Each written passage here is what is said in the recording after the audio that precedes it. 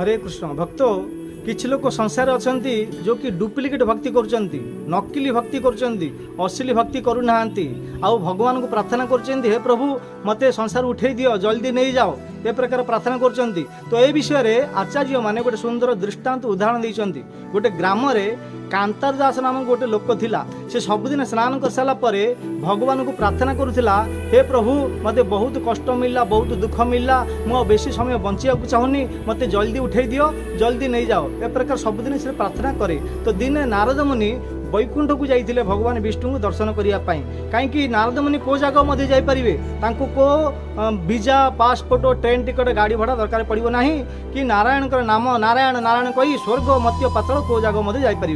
तो भगवान विष्णु नारद मुनि कहले, तुम जो मृत्यु लोक जीव गोटे कांतार दास नामक लोकटा को मो पाक धरी पलि आसो।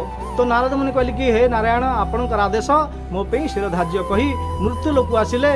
से कांतार दास ग्राम गले, से घर बारंडारे बसी आउ तांकु पचारे कि तमें कांतार दास ना? हाँ ना। तमें किए ना? मु नारद मुनि, भगवान पठे तुमको नेवाई, तुम सबुदिन प्रार्थना करुच ना? हाँ। आउ चलो जीवा।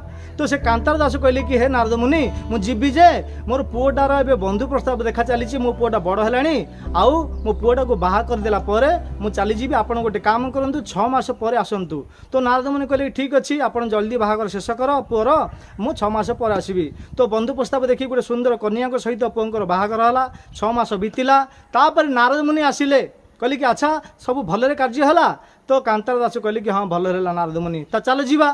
तो से कांतार दास कहते, हे नारद मुनि मो बहुटा भी गर्भवती अच्छी, आउ 4-5 मास पर गोटे नाती देखापी इच्छा होची, गोटे काम कर 5 मास पर आस, मोर नाती हो मुझे दर्शन कर पलैबी। आउ कहले ठीक अच्छी। तो 5 मास पर 10 मास 10 दिन गोटे पुत्रटी जन्म नाती जन्म है। नाती को देखी बहुत खुशी है। नारद मुनि पुणी 5 मास पर आसिले। 5 मास आसला पर से दांडे छिड़ा होता, दूर देखला कि नारद मुनि पलि आसिले मते नहीं जीव बोली। से घरे बहु को कहीदेला कि नारद मुनि जदि पचारे घरे अच्छा कि नहीं तो मना करदेव। से बुढ़ा से जो कांतार दास जाकि भाड़ी उपर लुचिला। आउ नारद मुनि बहु को पचारे कि तुम ससुर बापा कुआड़े जाइछन्ति ना? नाहांती, मिछ कहले। नारद मुनि तांको वैकुंठ जगत को नेवाई कम से कम घंटाटी जगिले। तापर जानीपारे ये नकली भक्ति करुच्ची। तापर नारद मुनि चलीगले। माने नारद मुनि परी भक्त नेबा को आसीथिले, तार केते सौभाग्य थिला। से वैकुंठ जगत को न जाई घरे ही मरीगला।